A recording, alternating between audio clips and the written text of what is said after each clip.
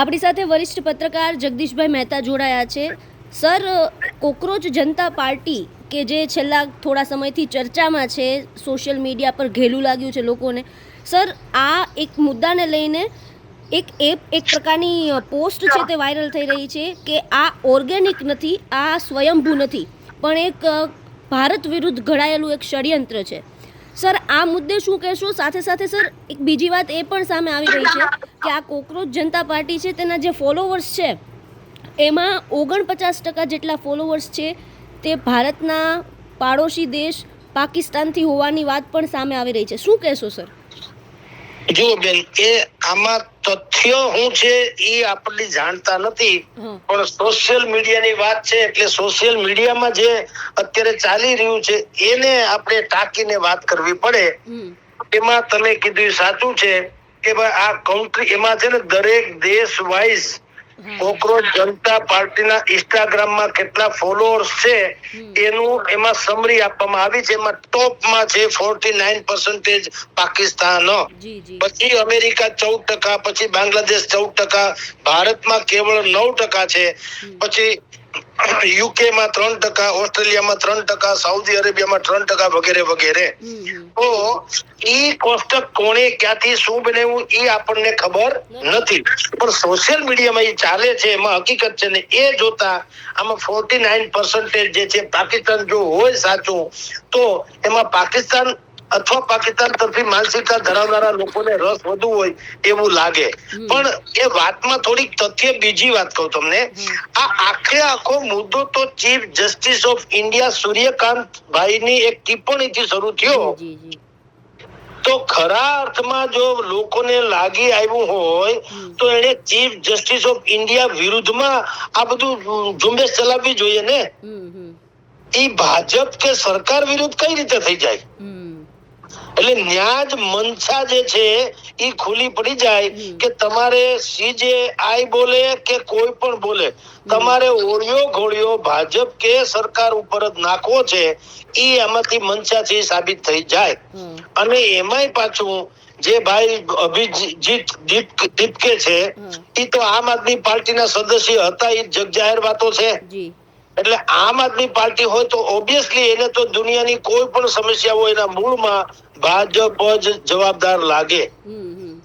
એટલે અત્યારે સોશિયલ મીડિયામાં આ રીતે બધું ડખે ચડેલું છે.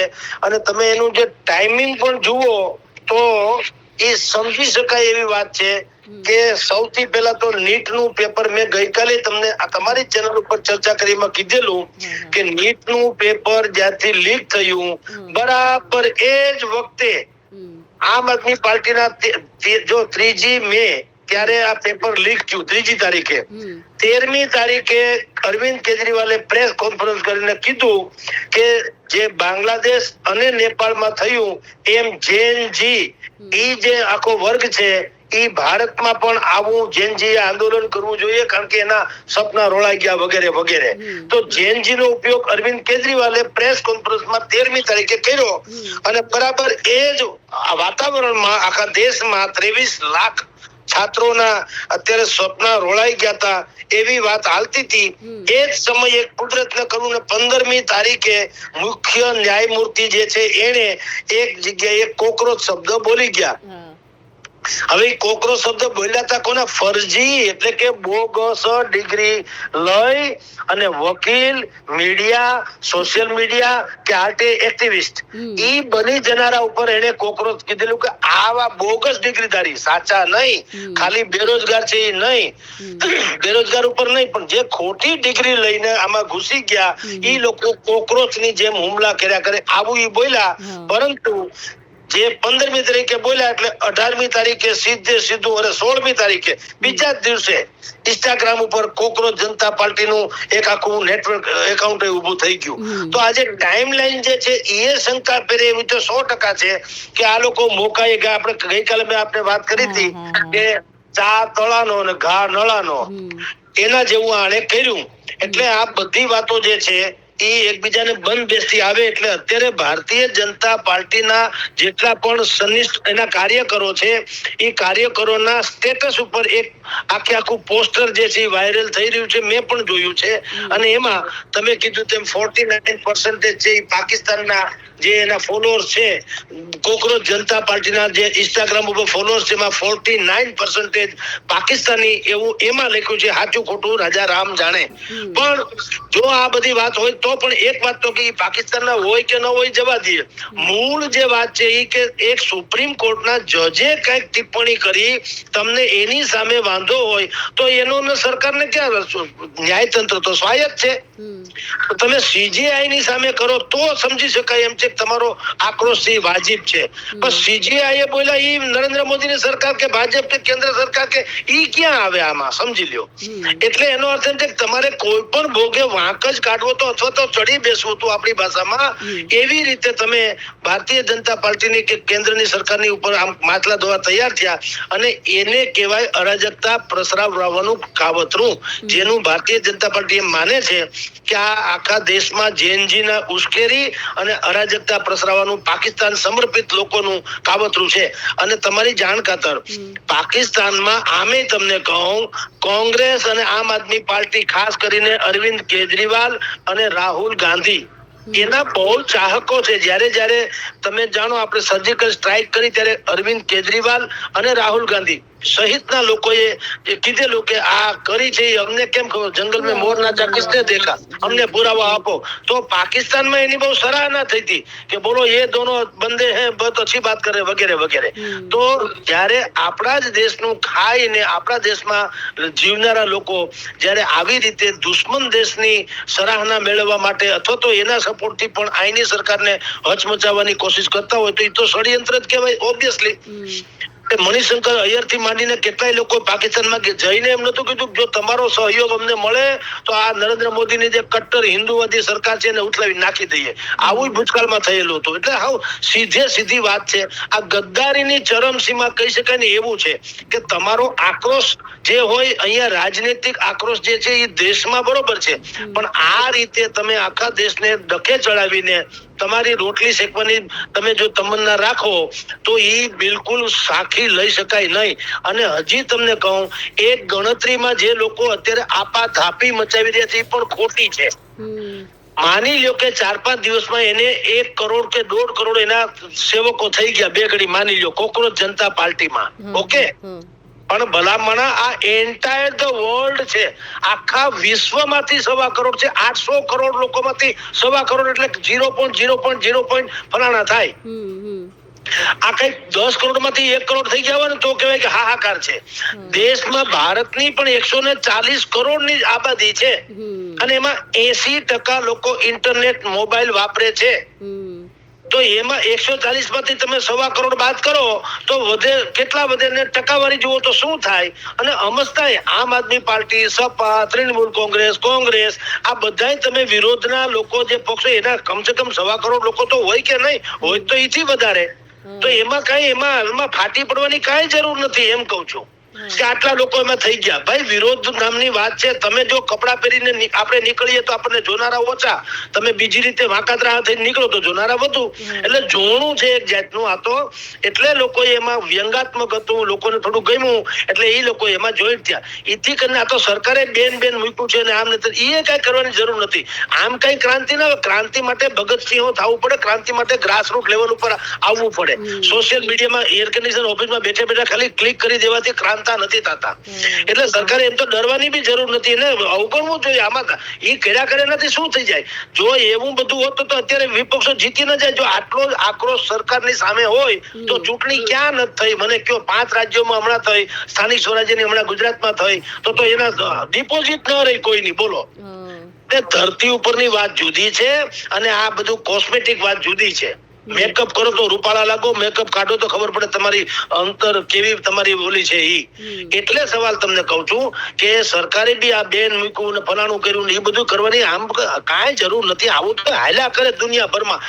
આમ સ્વતંત્રતા છે, ભલે ને જેને જે મત પ્રગટ કરવું એ કરે. તમને તમારા કામ ઉપર જ શ્રદ્ધા હોવી જોઈએ. આપણે જે બોલીએ છીએ સનાતન સત્ય છે કે કેમ એટલું જ આપણે મગજમાં રાખવાનું. કોક આપણી ટીકા કરે એટલે ફેરવી તોડવાની કાંઈ જરૂર નથી. આપણે જે કહીએ છીએ સનાતન સત્ય છે કે કેમ કે ભાઈ 140 કરોડનો આ દેશ છે, હા પાડવી પડે કે હા. 140 કરોડમાંથી 80 કરોડ લોકો જે છે એ મોબાઈલ ઇન્ટરનેટ વાપરે છે તો કે હા. 80 કરોડમાંથી જો 1.25 કરોડ લોકો આખા વિશ્વમાંથી, ભારતમાંથી નહીં, આખા વિશ્વમાંથી ખાલી 1.25 કરોડ લોકો 5 દિવસમાં એને મળી ગયા હોય તો પણ એની ટકાવારી કેટલી હશે? બાકીના તો 79 કરોડ લોકો તો એમાં એનું મોઢું જોવાય ખુશી નથી, સમજી લ્યો. એટલે ટકાવારીની દ્રષ્ટિએ જુઓ તો તમને ખ્યાલ આવી જાય. આ તો ખાલી કાગનો વાઘ કરીને બેઠા છે અને સરકારે એમાં પછી એક્શન મંડી લેવા કાંઈ કરવાની જરૂર નથી. એને ફાવે એમ કરે. તમે જ્યારે ખોટું કરશો ત્યારે બ્રહ્મા વિષ્ણુ મહેશે બચાવી નહીં શકે, અને સાચું કરો તો બ્રહ્મા વિષ્ણુ મહેશ તમારી રક્ષા કરે. એના જેવી વાતો છે. આપણે મન વચન કર્મથી સાચા હોઈએ તો કાંઈ ફાટી પડવાની જરૂર નથી. કોઈ આપણને શું કે એમ એનાથી પાકિસ્તાને કોઈ દી કીધું ભારત સારું છે એમ જિંદગીમાં? આખી દુનિયા કે છે, અને ભારતના વડાપ્રધાનને વિશ્વના અનેક હિન્દુ અને મુસ્લિમ કન્ટ્રીઝના લોકોએ પણ ત્યાંનું સર્વોચ્ચ ઇલકાબથી સન્માનિત કર્યા. તોય તમે વિચાર કરો છો પાકિસ્તાને કોઈ દી કીધું ભારત સારું છે? એ તો હંમેશા કીધા કરે ભારત ખરાબ છે. તો એનાથી શું ફેર પડે? એની પાસે જે હોય એના આમાં એવું છે, કુવામાં હોય એ હવેડામાં આવે ને. એટલે આવાથી કાંઈ ફાટી પડવું ન જોઈએ. આવા બધા ગતકડા તો હાલ્યા કરે. સોશિયલ મીડિયામાં તમે જુઓ અત્યારે જેટલી યુટ્યુબ ચેનલ છે એમાં જે કેટલાક મોદી કે ભાજપ દ્રોહી છે તમે જુઓ. હું તો રોજ જોઉં છું. બસ હવે રાજીનામાની તૈયારી, નરેન્દ્ર મોદી વયા જશે, હવે એને બધું કમંડળ લઈને સાધના કરવા વહી જવું પડશે હિમાલયમાં, હવે બસ બધા સરકાર તૂટી પડી. ઓલે બેને કૌભાંડ બહાર પાડ્યા હતા એમ કે હવે જો એસ્ટીન ફાઇલ જેવું ફાઇલ છે એમાંય બહાર પાડ્યું. કેટલીક મંત્રીઓની સાથે આપણા પ્રધાનમંત્રીના ગેર સંબંધો છે એનું ઉજાગર થઈ ગયું. ઓલા સુબ્રમણ્યમ સ્વામી ને ઓલે બેન બીજી છે જેને નરેન્દ્ર મોદી વિશે પુસ્તક લખેલું, કેટલું આવે છે. કાંઈ રૂવાડું ફેરકું કોઈનું. એનું કારણ એ છે કે તમે ગમે તેમ કરો, સાચકો આંચ નહીં. તમે જયારે સાચું કરો છો તો તમારે કઈ ગભરાવાની જરૂર નથી. ભલે આખી કાયનાત તમારી વિરુદ્ધમાં હોય, અને તમે જો ખોટા હો તો પછી કાયનાત તમારી ભેગી હોય તો તમારે મરી જવું પડે, સમજી લો, ખોટા હોય તો. એટલે આ બધું ઠીક છે, સોશિયલ મીડિયામાં ચાલે છે, પણ એમાં પાકિસ્તાનનું કનેક્શન હોય કે અત્યારે આ જે છે ને હું આધાર માનીને આયા ન કરું, કારણ કે કોણે ક્યાંથી શું સર્વે કર્યું આપણો વિષય નથી. પણ પાકિસ્તાનનું હોય કે ન હોય, અરાજકતા ફેલાવવાનો ડખો તો છે. કારણ કે વાત CJI એ કરેલી છે એ સરકારમાં હું કામ આવી ગઈ, એ જ પેલો પ્રશ્ન છે. તમે CJI ની વિરુદ્ધમાં વાત કરો તો સમજી શકાય કે ભાઈ તમે, અને ઓલા માણસે ચોખવટે કરી કે હું જે કહું છું એ ગેરકાનૂની રીતે વકીલ બનેલા લોકોની વાત કરું છું, તો એને તો વિરોધ થવો જોઈએ ને. તો આ જે જેનજી, જો આવી જેનજી હોય કે જે સાચું જાણ્યા છતાં પણ સરકારની વિરુદ્ધમાં હોય તો એ જેનજી નથી, એમાંય ડખો છે, માની લેવાનું. અને એ વિરોધ પક્ષનો ખાલી પ્રતીક છે. જેનજી નું તો નામ છે, સમજી લ્યો. બંગાળમાં, બાંગ્લાદેશમાં અને ત્યાં નેપાળમાં એનું જેનજી છે ને આવું નતું. એને સત્તા પલટો શું કામ કર્યો કે નેપાળના વડાપ્રધાન ચીનના ખોળે બેસી ગયા હતા અને બાંગ્લાદેશના વડાપ્રધાન હતા અમેરિકાના ખોળે બેસી ગયા હતા. એટલે ડખો હતો, તમારી જાણ ખાતર, દેશ માટેની વાત હતી. આની જેમ નહીં જે અત્યારે કોકરોચ પાર્ટી થઈ ગઈ એમ, બસ મોદી સરકારની વિરુદ્ધમાં બોલીને જે કઈ ખેલ પાડવો પાડી ગયો. પણ તો તમે બ્લુ પ્રિન્ટ આપો બહેતરીન કે ભાઈ આના કરતા હું મારી આ બ્લુ પ્રિન્ટ છે, સમાજ આકર્ષાય ને તમને મત આપશે. એટલે તમને કાળો કાગડો મત તો આપતો નથી. તમે ચૂંટણી હારવામાં વિશ્વ રેકોર્ડ સ્થાપીને બેઠા તો શરમાતા નહીં હોય. અને ક્યાં ઓલા, અને તમારી નજર સામે દુનિયાભરમાં વિકાસમાં આપણે એક એની, તમે એમ કહેતા કોઈ એમ માને કે તમે ભારતીય જનતા પાર્ટીને સરાહના કરો, અરે અમે તો હાવ તુચ્છ છીએ, ભૂલી જાઓ. આ વિશ્વભરના દેશો પાગલ તો નથી ને. અને આટલી ચૂંટણીમાં આખો દેશ 140 કરોડનો દેશ એને મત આપે છે તો એ બધાય મૂર્ખ, અને આ એટલા 1.25 કરોડ જ સાચા. એ સમજી શકાય એ વાત છે ને. આખો દેશને તમે મૂર્ખ ગણો, કઈ રીતે ચલાવી શકાય? એટલે છોડીએ બધી વાત. સોશિયલ મીડિયા થી કચકડાનો ખેલ છે, એનું કઈ આવે નહીં, એનું નોંધ લેવું જોઈએ નહીં. જી નમસ્કાર. બિલકુલ સર, અમારી સાથે જોડાયા, માહિતી આપી તે બદલ આભાર સર. ઓકે.